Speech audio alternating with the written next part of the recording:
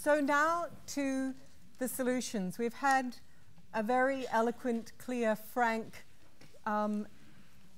setting out of the problem of unemployment by Minister Elena Salgado, and it's my great pleasure to introduce these two panelists who will talk about solutions to the problem of unemployment. So on my right is Martin Rama, who is now Senior Economic Advisor for India for the World Bank, based in Delhi. But until this new appointment, Martin was Director of the World Development Report, lead author of their 2013 report, Jobs. Nice simple title, and we've got copies for you all outside of this fantastic report. On my left is Diana Farrell, who's now head of McKinsey Center for Government. Diana served as Deputy Director of the National Economic Council and Deputy Assistant to the President of the United States on Economic Policy. She led the interagency process for their financial regulatory reforms and also for the President's automobile industry task force. And now she's leading this exciting Centre for Research into Government at McKinsey's. They have just produced Education to Employment, their report yesterday, and I believe we've got copies of that one also available for you outside. So, Martin, if I could ask you to kick off on the key lessons of what governments can do to tackle unemployment. Okay. Let me start almost by saying that I will not answer exactly that question and to explain why. No, it's not an academic point. I think when we started this report, basically the question we were asking is in which way thinking about the same problems that give us concern, the problems of development, will be different if we thought through jobs. And we started this thinking about this jobs lens in development with the conventional view of economists. And I must admit that we are a bunch of economists in the World Bank, so that's what we are. So we started with a very economic point of view, which is to say, well, the way we look at things is let's get growth going. If growth works, there will be a derived demand for employment, and then if something goes wrong and we have unemployment or employment doesn't fall, then probably there is something wrong in the labor market, and we end up very focused in this way of reasoning about what to do that is related to supply and demand of labor, and we think skills and active labor programs and the investment climate. And when we looked at it more closely, we realized that several things. First, the labor market is a useful concept, but more than half of the people at work in the developing world are not in a labor market. They are farmers, they are self-employed, they are not selling their labor to others. Second, even in industrial countries, as Elena Salgado pointed out, there are issues of composition. If you compare, in some countries, shared employment has led to temporary jobs. We have many forms of work that do not qualify as employment in full terms. And when we look at the countries we work in, when we look at the poor, and the mandate of the World Bank is on poverty reduction, most of the poor work. The problem of the poor in developing countries is not so much unemployment as it is work at very, very low productivity levels. And so we felt that we were a bit trapped, both analytically and in terms of the solutions, in going and looking at unemployment as the issue. This is not to say that unemployment is not an important issue, it's a very important issue, but sometimes the nature of work is as important as the rest. So what we came up, and is the backbone of the report, is this idea that a lot of what we care about happens through jobs. A lot of what we care about in development, from poverty reduction to gender equality to diffusing conflict, jobs have development payoffs that are important. Being unemployed is one way of not tapping those payoffs, but there are many others. You may have very low unemployment rates, but very low female participation rates, and that is a problem. You don't see it through unemployment rates.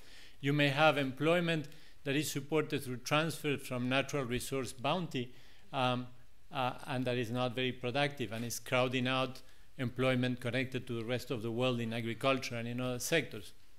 And so when I said I'm not going to answer exactly that question, I think unemployment is a subset of the problems of level and composition of employment that need to be tackled. Now, on how to tackle these problems, again, the natural response of, as I said, as economists, if you take an OECD jobs report, is to look at the whole set of things that are organized around the labor market, from vocational training to placement policies and so on, as minimum wage policies, employment protection legislation. And what we found is that these are important, but these are not central. And so if I may summarize where we came up on this, is a three-layer approach to policy. First, there is clearly a set of fundamentals that matter in any context. You need to have stable macroeconomics. You need to have an enabling business environment. You need to have some basic level of skills, but as we continue the discussion, I want to be provocative on skills not necessarily being the solution. And you have to have the rule of law understood broadly, not just as property rights, but also including some fundamental rights at work. Then there's a second layer, which is labor policies, where we came out with a bit of an unconventional view. We reviewed very carefully what the microeconomic evidence on different policies, regulation, active labor market programs, representation, insurance. And we came with this idea that many countries operate in what we call a plateau, where there are efficiency effects, there are very important redistribution effects, there are winners and losers, but it's very difficult to find very large impacts. Think of the example of the minimum wage, where the minimum wage is 20 or 30% of the median wage. You tend to favor male middle-aged workers and to penalize women and young workers, but overall it's difficult to see very big impacts on employment unless you fall off the cliffs of this plateau. And there are many examples. Now in India, Industrial Disputes Act of India is a way of falling off this plateau. You may fall also at the other end. You may fall at the end of not having mechanisms for voice and for social protection. So in Washington, we tended to look more at one side of the cliff, the misguided regulation. And in Geneva, they tend to look more at the other side of the cliff, which is lack of voice and social protection. We say, okay, both cliffs matter. Stay in the plateau for labor policy. And there where what I believe is important in terms of policies comes in is the tip of this pyramid of fundamentals and labor policy, and that's understand your jobs challenges. And we come with a typology of jobs challenges. Is an 8-size-fits-all, so it's not very World Bank, where we tend to like more the one-size-fits-all, but this is a 8-size-fits-all. And it's basically understanding that the jobs challenges you face, by jobs challenges mean the untapped development payoffs from jobs that you are facing, are very different if you're in an agrarian economy, if you're in an urbanizing economy, if you're in an aging society, if you're in a resource-rich country. And that understanding where these untapped payoffs from jobs are is what should be the guidance for policy. So we did, for each of these 8 cases, what we did is, and I think this is potentially relevant for a school of government, we went out to the countries and we found senior advisors, senior researchers of the country to work with us, not from the World Bank, to work with us in thinking through. So what are the jobs that you are missing? If I take again the example by Ngozi of resource-rich countries, why is that we are not seeing more of these jobs that are high productivity in agriculture in resource-rich countries where you could have much more going on? And so to come up with answers that were the answers that could be provided at those levels. And we found one country that was an example of each of these challenges. Like we took Mozambique for agrarian countries, and Bangladesh for urbanizing countries, Papua New Guinea for countries rich in natural resources, all the way to Poland for aging societies. And what was interesting is that, first, the nature of the jobs, the untapped development payoffs from jobs is very different. In some cases, really unemployment. One of our cases is countries with high youth unemployment, where Tunisia is our case, is very clear, but it's not the only challenge. And then what we also found is that for each of them, there was a country that we could identify as our champion, a country that had done something that really had addressed that challenge. Vietnam was our champion in the 1990s for an agrarian economy. What they did for smallholder farming for productivity in agriculture was very interesting. Chile, as is obvious, was our example in resource-rich countries.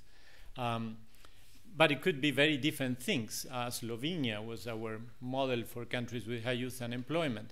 And we look at what these countries had done, where the root of their success was. And the policies were very different in each case. And that's what we call know your challenge and set your priorities. What Vietnam did, just to go on these few examples, what Vietnam did was related to agricultural policy and rural development policy. What Chile did was related to fiscal policy and the use of resources from the mineral bounty. What Slovenia did was to foster competition in product markets through accession to the EU in sectors that could absorb educated youth. And so what we found is that fundamentals have to be everywhere. Labor policies, it is important not to fall off the cliff, but it is in those priorities where the action is. And those priorities are very different depending on the nature of the jobs challenge faced by the country. Mm-hmm. So get your policies right is one lesson. But if we could just push you one further step, you've given the examples of Vietnam, Slovenia. Mm-hmm. Are there another couple of broad lessons for those different groups of countries that you could? Well, there are some cross-cutting lessons, and in fact, if I may encourage you to have a look at the report and at the website. What we did is to use this framework. At the end of each chapter, there is what we call a difficult questions, and those are cross-cutting, where we say in which way this framework will give us different answers. We start from the conventional wisdom and we go elsewhere. So we have questions like growth strategies or job strategies. When is that one should think job strategies instead of growth strategies? Skills or jobs, what comes first? Protecting workers or protecting jobs. So in each of these, and I'll be happy to elaborate on whichever you or the audience may want. We come up with the idea that the conventional wisdom is generally right, but not always right. And there are circumstances in which a job strategy may be preferable. There are circumstances in which the priority is jobs and not skills.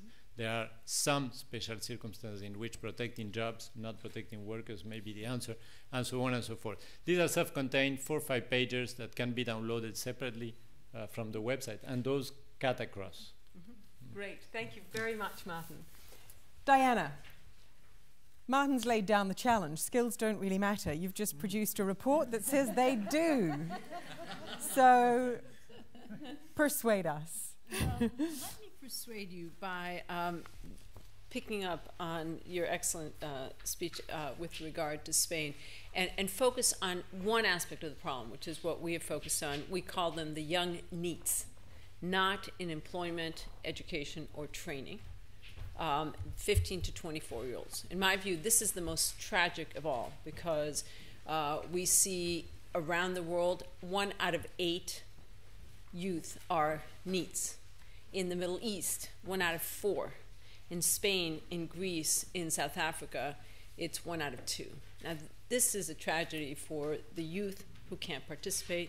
This is and frustration, as we learned, for employers. It's a sense of social unrest for governments. And what is most confounding is that at the same time, if you turn to the employers, we see by 2020 a gap of 85 million medium to high skill need that will not be filled by the current supply of labor. That mismatch is a tragedy, and that's what I want to focus on. I think because Ngaire has been very keen that we focus quickly on solutions, I'm going to jump immediately to that and say the nature of how we approach the solution here is to try to shift the perspective on this problem as a system perspective, not as an individual participant in the system perspective. And we'll start with what has already been noted as a slightly controversial proposition, which is that the key participants in the system, as we see it, this is 100 cases across 25 countries, a survey of over 8,000 in 9 countries to come to these findings, is they live in parallel universes. So go to the providers of education. I'm glad to see that Ngaire won't be part of this. I saw your summer program already in the works. 72% of them say, we are equipping our students to go into the workforce. That's what they will tell you if you poll them. Now go ask employers and go ask youth. Fewer than 50% of them feel at all equipped to enter the jobs that are available in the workplace. So the fact that the perceptions of these key providers are such, given this, the fact that they operate in the same system, suggests to us that we don't yet have a system, and we need to move towards an education to employment system. Now, once you start thinking about it that way, you realize a couple of things. One is that there are three intersections where the system really fails for youth and for employers. Again, you poll employers, you poll youth. Only 31% of employers feel like the skill acquisition for them is working.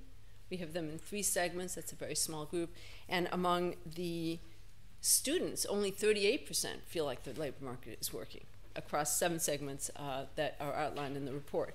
Now, where is this falling down? It's falling down in 3 separate areas. The first one is in the enrollment and completion process.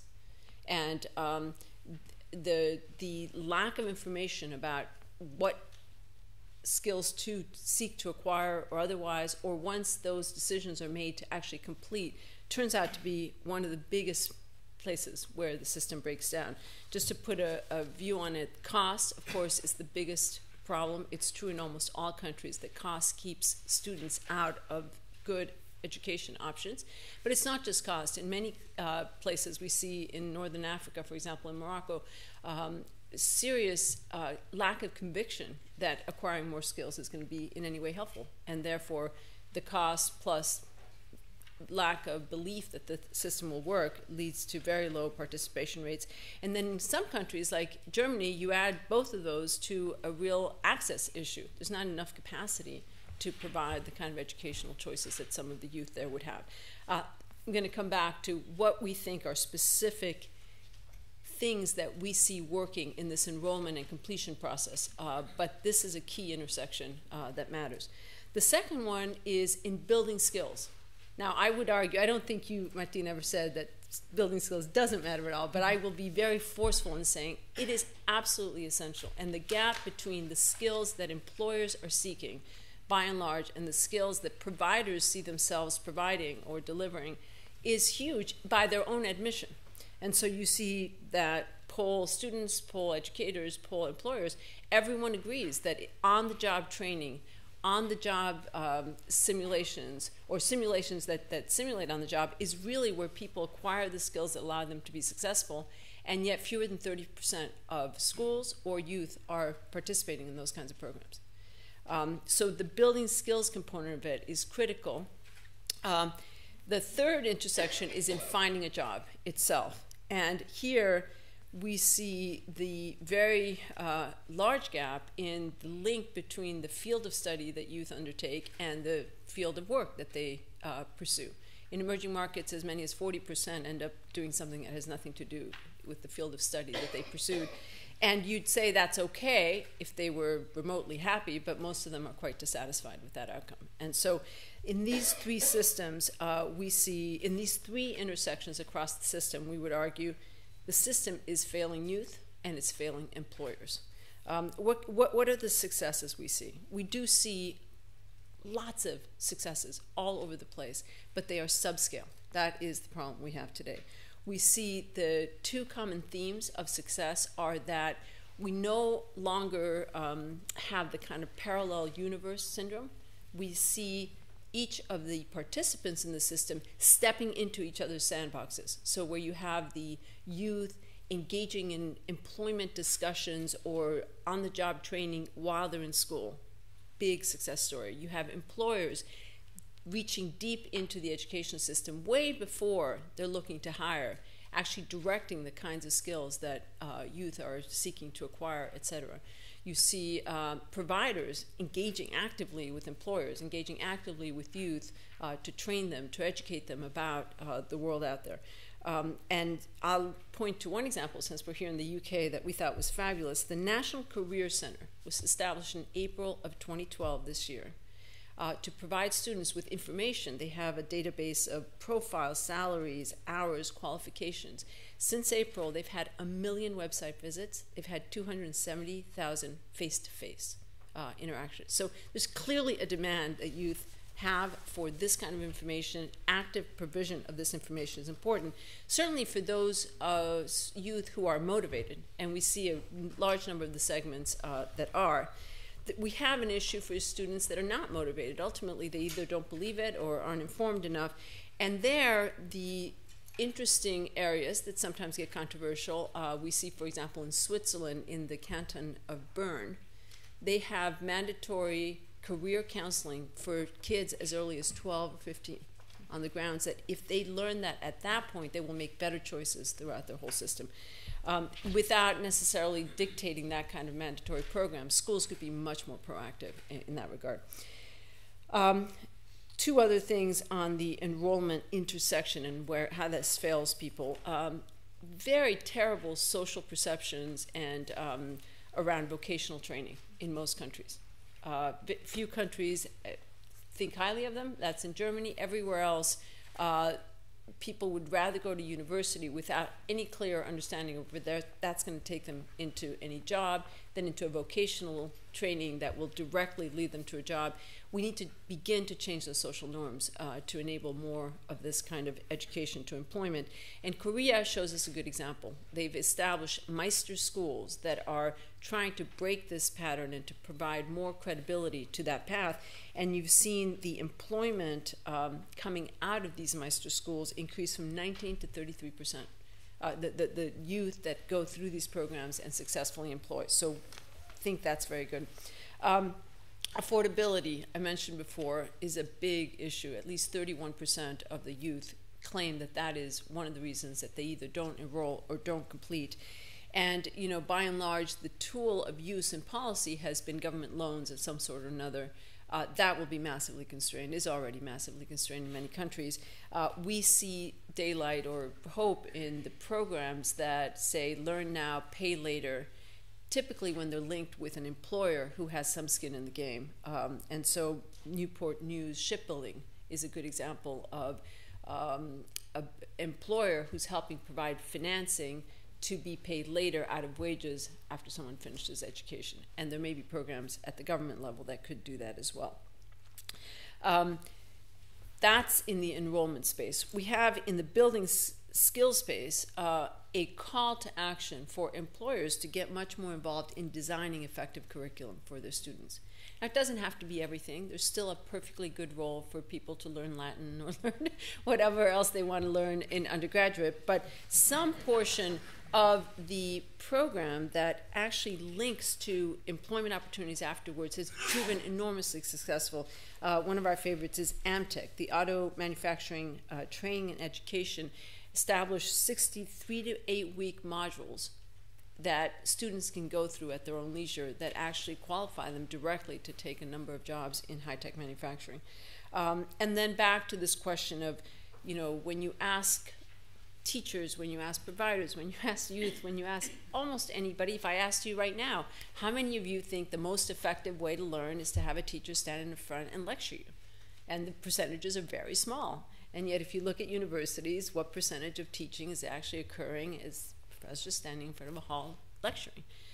Bringing in a lot more hands-on simulations, trainings, gaming, so to speak, is a big part of real skill development.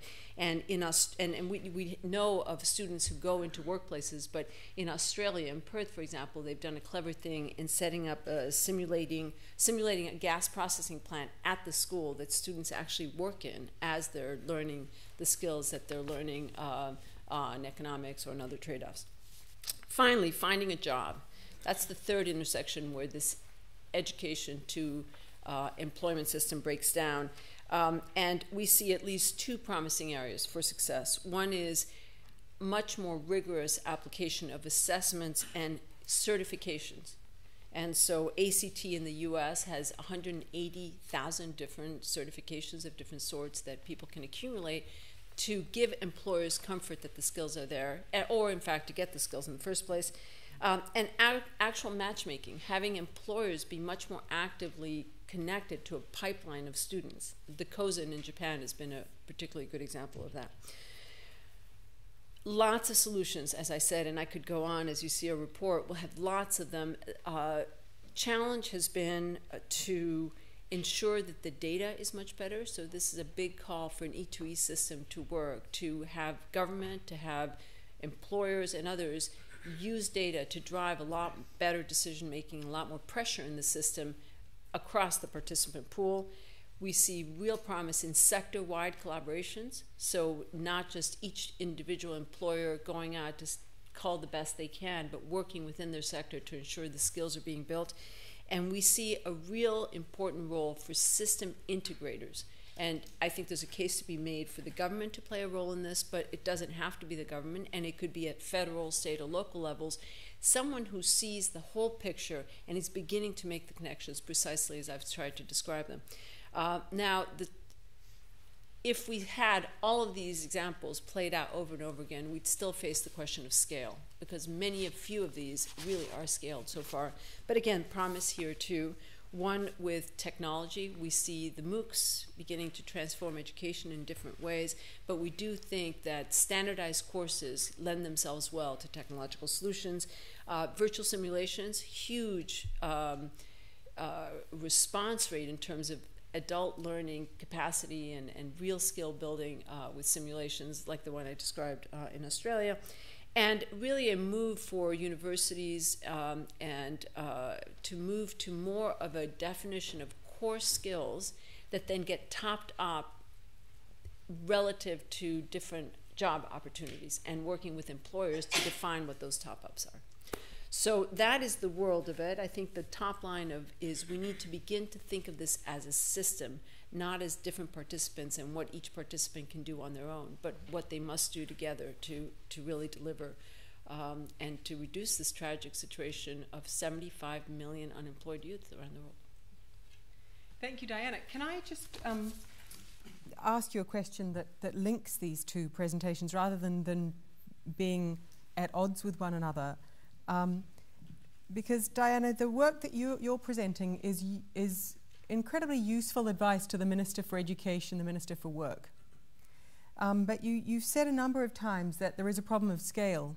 But is that problem of scale because the policies you're advocating are only effective if the whole of government is first adopting what Martin's saying? You mentioned the Moroccan who perceives that it's not worth going to university. Well, actually, if you look at the unemployment among graduates in Morocco, he or she is right? It's not just a perception. They know that that's not going to necessarily get them a job. In Martin's 8 sizes fit all, which I really like, there is the category countries with high youth unemployment, where the policy prescription is you need to, competition in product markets through trade integration. So does Morocco need that before it does your policies or alongside them? I just wondered how you would reflect on the relationship. A great question, and certainly everything I just said is going to work many times better if you have an underlying growth model, if you have the micro reforms, if you have. I think what we would argue is that it's all of that is largely necessary, but it's not sufficient. You'll still have some of these. We have countries in the Middle East that are growing very rapidly, but you still have massive youth unemployment. And we also would argue that even when those things aren't there, some of this activity can yield a lot of growth. So in an ideal world, you'd have both, and you'd certainly want to solve the growth problems, not just for this, but for all employment, unemployment or otherwise. But I think part of what we have done, as you know, in our center is to say we want to shy away from the world where so much of the debate has been locked, which becomes an ideological paralysis of stimulus, no stimulus, who does afford, doesn't afford. That, as important as it is a tried debate, and start focusing on what are things that can be done now, and all of these have that element. So I'd like both of them to be done, but I'll be content if just huge movement on this front is a good start. Can I just turn back to you, Martin, and say, in your study, did you find ministers of education or ministers of work doing what Diana's saying, and as it were wasting time and effort in those because they weren't doing these larger macro reforms? Yeah, I would say to some extent that is true, is that the two things need to go together. So as Diana said, don't get me wrong, skills are extremely important, and in the long term there is no development without skills. But the challenge we were trying to face was exactly that. In the short term or in the medium term, we see our report as a report saying what should we do for the next 5 to 15 years. Why 5? Because we don't want to enter in those debates of what kind of austerity or stimulus or monetary and fiscal policy, but also 15, because in many countries you have to deal with people who are already in the labor force or already out of school and will not go back to school. And so what do you do in this case? And I will want to just to put some of the statistics in perspective. Diana said very rightly that there are 85 vacancies that may never get filled. But by the ILO estimate, there are 200 million unemployed people. By our estimate, there are 620 million needs. You add both. Adding is a bit controversial here because part of the need includes unemployed. But we are talking about something that is 1 order of magnitude bigger than the number of vacancies. We are talking about if you add up people out of a job and people who are not in school or seeking a job, we are in a ratio of 10 to 1. When you go to places like North Africa and the ratio is much higher. And the mismatch is not just a problem of skills. Let me take Tunisia, which is the example we consider. First of all, Tunisia doesn't have such a bad education system. Let's be quite honest. I think Tunisia should be grateful to Bourguiba and to many of the things that happened that led it to having a relatively decent education system. But when you look at the vacancies there, they are in low-end tourism. They are in garments. And these educated people, it's not like they don't have the skills to do that. They don't want to do that. And on the other end, you have all the modern sector that was clogged because there were only 2 internet providers that were very closely connected to the family in power, and there was no burgeoning of the activities that could employ young people who will want to work with apps or whatever it is. So I don't see a tension, but I think in the short term, just the point that the report makes is extremely good to go in the direction that Diana points out with the Ministry of Education, but a lot of the big decisions will be in ministers of finance and other ministers. And we were very much motivated in this question, skills or jobs, and let me just give you a flavor of what it is about. By a couple of comments from when we were starting. One was from Justin Lin, our chief economist at the time, who was one of the main architects of reforms in China. He said, you know, in China, at the time of Deng Xiaoping, skills were the same before and after. What really made the difference was not the change in skills. The other comment was by Paul Romer, a scholar in economic growth, who said, you know what East Asia did that was the key to its success? And I say, okay, no, we don't. They say it put all its people to work. The best school is work, which is a way of reflecting this idea that it's not just in training. So we started looking in more depth into this. And let me just give you a few examples of things we found. First is skills are not necessarily acquired through teaching in class. The example of Vietnam.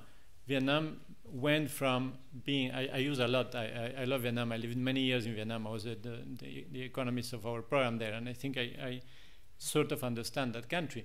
Vietnam went from almost famine to being the 2nd world exporter of rice, the 2nd world exporter of coffee, the 1st in pepper, the 1st in cashew. That happened through an enormous acquisition of agricultural skills. And that happened through agricultural extension at the village level. It was every village had someone to teach these farmers how do you grow rice now that you have the land and now that you have market prices, farm gate prices that are decent. So that was an example of acquisition that was not through schools. This is not to say that they are not better and more sophisticated models. The dual apprenticeship system of Germany and Switzerland and many countries in that area is the gold standard. The problem is that system cannot be exported. It's like saying, oh, space shuttles are great, but not everybody produces space shuttles. So we cannot be only replicating that model. The other point is that skills is a mixed bag. There are technical skills, there are cognitive skills, and there are social skills.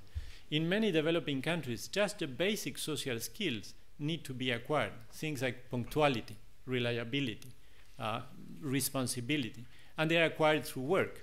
So one of the points we make is jobs build skills. And then one last point is that jobs can pull skills. And there is a very nice example, a very neat example from Bangladesh, which is a study. Bangladesh is one of these countries that gave us a lot of challenge because there are jobs there that have been phenomenally transformational.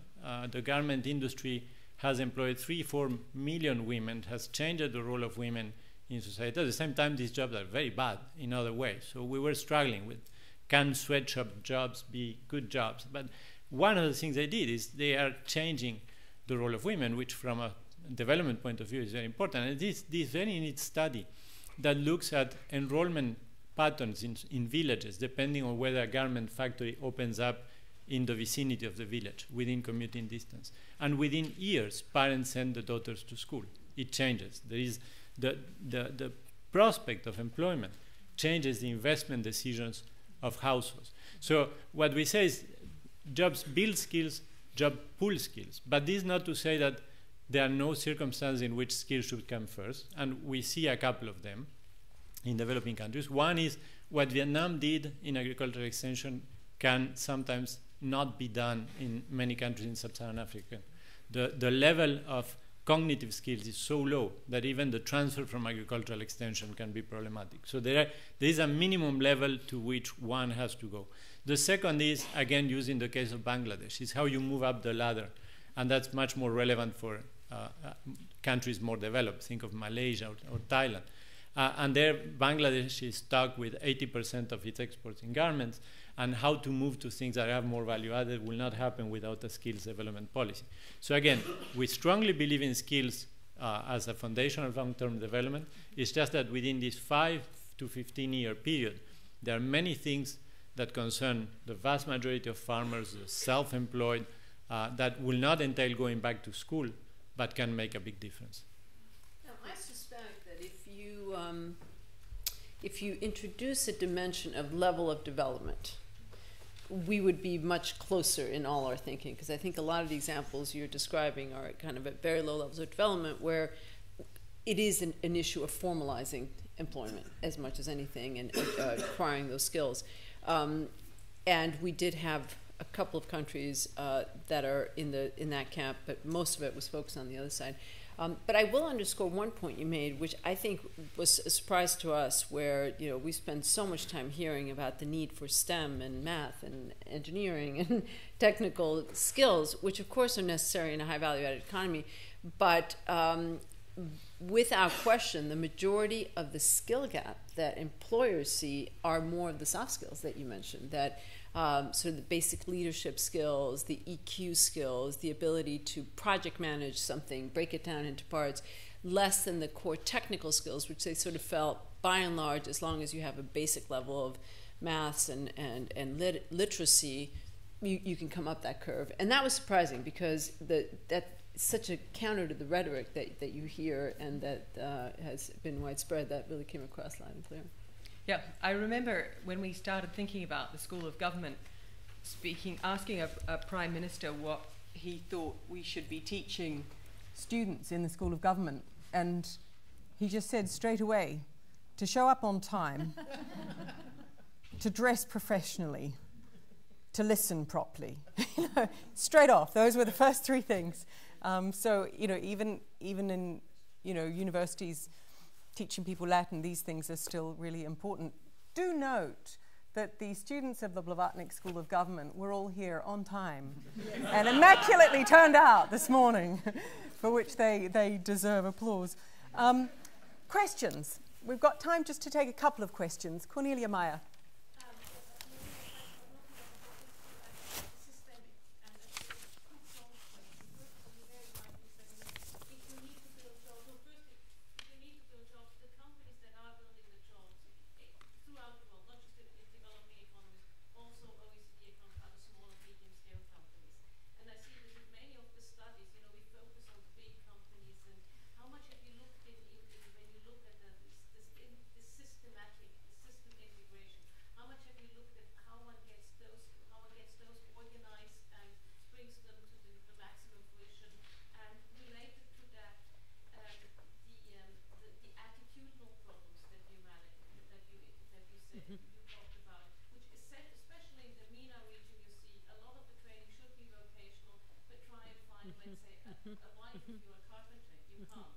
In Cairo.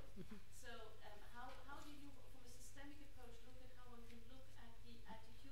aspects of valuing the people who work with their hands. I'm going to collect up three Great. questions. So, Sorry, quick Dashto. questions. I have one question about the resource-based economies. Resource sector is such now that it doesn't generate too many jobs, by definition. And lots of developing countries with big resource base are suffering because of, everybody wants the spillover effects from the resource sector, but there's very little, unless you do something which is very interventional, and policies, economic policies are very interventionist. So what do you think are the main findings from your report for the resource-based economy?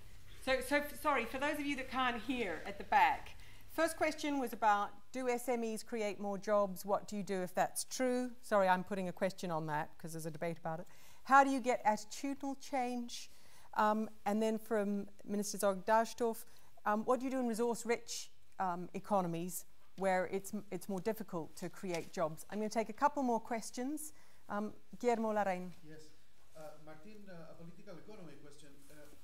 What are your thoughts with respect to the organized labor role in terms of creating employment? Because many reforms you mentioned that would really rely more on the finance minister rather than at the labor ministry. But they will be interacting with organized labor. So what can you tell us from your experience on trade unions? And Can I just check, can you hear these questions at the back? You can, great. I'll take a couple more. Yes, Aparajita. My question is about small-scale enterprises and the role of cottage industries in creating employment. Is it a very romantic idea that some parts of the world are sticking to, or does it still have a lot of relevance? Great. Eric. Question for either or both speakers. Growth and development is full of chicken and the egg problems. If you don't have a machine tool industry, you're likely not to have the skills for a machine tool industry. If you don't have the skills for a machine tool industry, you won't have a machine tool industry. Have you seen examples where industrial policy and skills policy is well joined up to break those chicken and the egg loops? I'm thinking, for example, Diana mentioned Korea, and I know there's some examples there where both industry and the skills policy are very closely aligned. But are there other examples where that cycle has been broken? Great. And last question. Yes, here. Yeah. We have heard very excellent discussions about the supply side problems and policies about the jobs. And in fact, there is another side of the problem. This is the demand side problem, which follows the previous comment. So I wonder whether the two panelists can give some comments about the problems and the solutions from the demand side. For example, some structure change in some economies, like in Brazil, in the US, or even in China or other countries, they're also facing very urgent problems about structure change, which will generate demand for jobs and opportunities for jobs. Great. Well, I'm going to ask each panelist now just to pick up the questions that you don't, I'm not asking you each to answer all the questions. Martin, there were a couple, I think, that were particularly for you. What should natural resource-rich countries do? Should we be encouraging small and medium enterprises, cottage industries? What's the relationship with them and jobs? And finally, industrial policy. Is that? Yeah, good. I really appreciate the fact that the question was asked about the smaller and medium enterprise and even the cottage industries. I think one of the what I see as one of the contributions that my team made in this report was in understanding better firm dynamics in developing countries. We have decades of work with nationally representative household surveys, so we have a good idea of everybody at work. But when it comes to firms, we have a very strong bias in our tools towards surveys that are for formal sector firms, large firms, urban firms. And we get a completely distorted picture of what the reality of firm dynamics is. We conducted this very simple exercise, which was to try to reconstruct the distribution of economic units by size if we look from household surveys and if we look from plant level surveys. We did it for Germany, we got the same story. We did it even for countries like Chile, and we got a completely different story. And so even this question of who creates more jobs, where the intuitive answer is, oh, it's small and medium enterprises, In developing countries, the answer is no. Who creates most jobs is micro enterprises. And the problem, and by that I mean less than 10 workers, mostly informal. The problem, and that's where the dynamics are broken in many developing countries, is that these micro enterprises also destroy an enormous amount of jobs. There is a lot of churning at the low end, and there are very few gazelles, the things that are born in a garage, be them Microsoft or Honda or whatever it is, and generate enormous amount of employment, generate enormous productivity gains. In developing countries, large firms are born large, thanks to connection or state protection, and small micro enterprises struggle. And so we reviewed in one of these difficult questions, is called Can Entrepreneurship Be Fostered? Which basically goes to your cottage industry question, which is, can we expect anything more than survivorship there? And there are very interesting, by now randomized trial, rigorous experiments done on trying to assist these micro enterprises, from providing equity to providing credit, to formalizing them and doing all the paperwork for them, to subsidizing the employment of one wage worker. The short answer, none of that works. And the only thing that works, for which we have some promising evidence, is, again, one form of skill acquisition, which is some basic management training. It's very basic. But that has been leading, if it's targeted to the 3 to 5% of the workforce that has some entrepreneurial ability, it has been producing success. So we see a space for almost venture capitalism at the low end, but it has to be well targeted. If you do it across the board, you will just waste your resources. And we're going to have to finish in very soon, but just 30 seconds on industrial policy and the resource. It's a taster, because now you're going to go into round tables and really probe these issues. Sure. And I guess Korea is the example that everybody mentions. We went into the issue of targeted investment climates. And what we found is that industrial policy, the problem with it is typically a governance problem. For one Korea that succeeds, you have many where you have a lot of rent capture by vested interest. But we found that targeting doesn't need to be sectoral. There is a lot of enthusiasm on picking winners and industries, but it's not even manufacturing. Bangladesh was wonderful on garments and terrible on jute, and both were under the ISIC of manufacturing. What we find is that if you know your job's challenge, if you understand that, let's say, it's making smallholder farming more productive or getting more women into paid employment, then you can do a targeting, including on skills, that is appropriate. That doesn't need to be the industrial policy targeting, and runs less of a risk of capture. It can be secondary cities and the skills that are needed in secondary cities. It can be women participation. It can be agriculture. Great. Diana.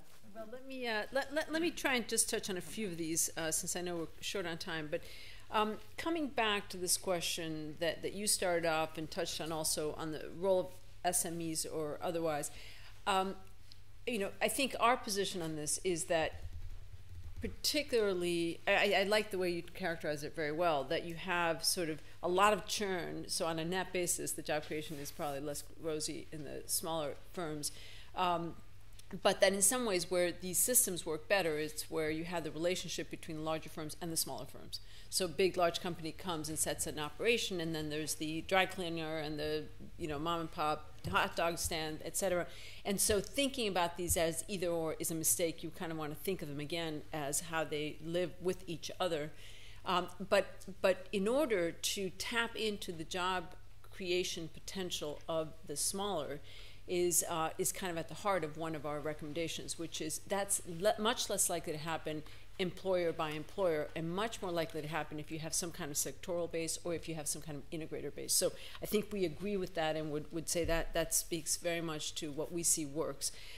This question of the motivation that in the Middle East is particularly strong, by the way, it plays out in almost all countries, leads to what you'll see in the report is a segmentation that is not developed world, which you would expect would be a natural one, but rather more classic information, skill will, if you want to use sort of management terms, where how well informed are people about the issue happens to be one dimension that matters a lot, and how much do people care, meaning how motivated are they to do this because they believe it or not. And you can break down our 7 segments into those, and it is quite clear that you do a very different set of things to address the motivation issue, like taking the stigma away from vocational training, than you do to try to alter the information issue. Because even in a country like Morocco, at face value, it is absolutely true that you look at graduation rates and you say, well, that's a waste of time and money. But properly understood, early enough that people make the decisions about what they're going to do, and if they have some connection with an employer, you get a different outcome. So, so that would be sort of my quick reaction to all of this. I think your question, Eric, about let me not tackle the industrial policy, but more narrowly the chicken egg question. I think that a system-wide view that, as we're proposing here, would lend itself to much more successful interventions of that sort. I think the example I know best is what India did with business process offshoring, the business process services in general, and that was a little bit of a leap of faith of let's just build tons of engineers and see what happens. They did a few other things, which was to provide special economic zone type treatment for people who were trying to do that. But if you had a set of individuals who were more focused on the system as a whole, some of those gaps would be clearer, and a decision to intervene in a more thoughtful way would be better. It may be one step short of big industrial policy, but I think it would lead to some positive outcomes. Terrific. Well, now, just before I thank the speakers on this panel, we are going to break for coffee. I know you'll all be starting to feel a little hungry, but you've got to do some work before lunch. So we're going to break for coffee, after which you will join one of the 3 roundtables that you've elected to join. So the high-income groups are going to meet in the David Harvey room upstairs, the emerging markets group here, and the developing countries group in the Ian Taylor room. We're not, of course, assuming that the solutions are different for those 3 countries. Our panelists have shown us the perils of that. If I can highlight, for those of you that want the quick read, the 6 lessons from the McKinsey study are on page 18. So that's going to be a useful input to your group discussion. And then we've got this wonderful table on page 32 of the World Bank's report, which highlights their 8 sizes fit all, the 8 groups that they've identified and the policy that their champion has adopted. So those might be useful resources for your roundtable discussions. Can I suggest that I know you're all going to want to meet each other and talk over coffee, so let's meet at 12:10 in the roundtable rooms. It's going to give you just over half an hour to really brainstorm and blitz, and then we will come back here at 10:01 and hear just the 3 key points from each of those 3 roundtables. So you'll get a very highly concentrated, digested dose of findings before lunch. So thank you very much. Enjoy coffee, and 12:10 in the roundtables. Oh, and thank you.